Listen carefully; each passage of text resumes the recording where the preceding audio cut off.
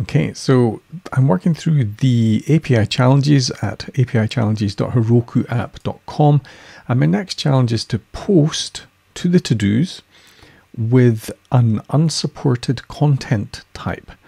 So I have in here an existing post request that we've issued before where I'm accepting JSON and supplying in JSON, and there's the JSON format there. So if I just change this to Bob, what happens? So it's in JSON format, but I'm overriding that and saying that the content type is application Bob, and send that, and we get 415 unsupported media type because it doesn't handle application /Bob type for some reason. Don't know why.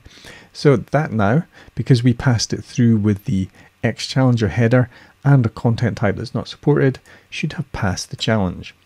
So issuing a post request with invalid content type passes that particular challenge.